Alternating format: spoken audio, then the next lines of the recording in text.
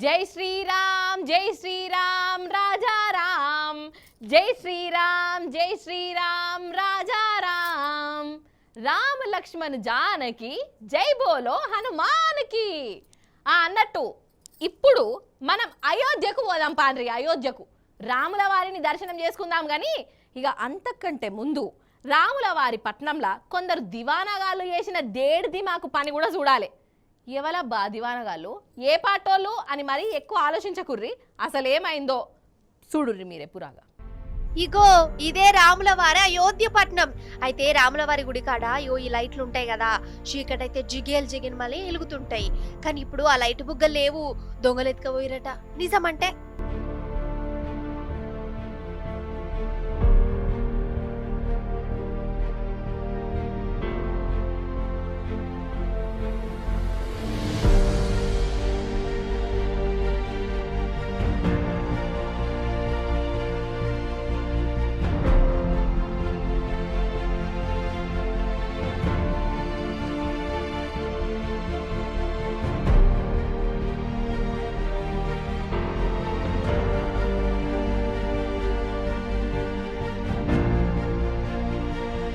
రాములవారి గుడికాడి లైట్ బుగ్గలను దొంగలు మాయం చేసేలా ఒకటి కాదు రెండు కాదు, మొత్తం 4000 లైట్ బుగ్గలను ఎత్తుకపోయినట్టు వాళ్ళ చేతులు ఇరిగిపోను.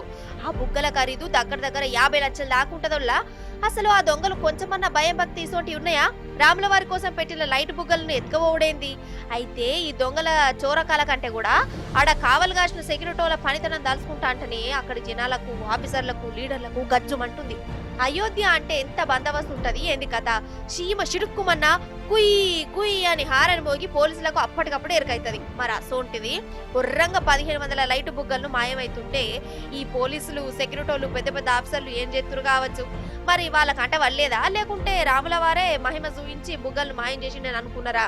కొంపదీసి అసలైన బుగ్గల దొంగలు ఇంటి దొంగలేనా? ఇదే సమస్య కాకుంటున్నది. ఏందో ఏమో పాటు అసలు ఎవరి దొంగలో ఎవరి మనసోలో ఏం అర్థమైతే లేనడుమా.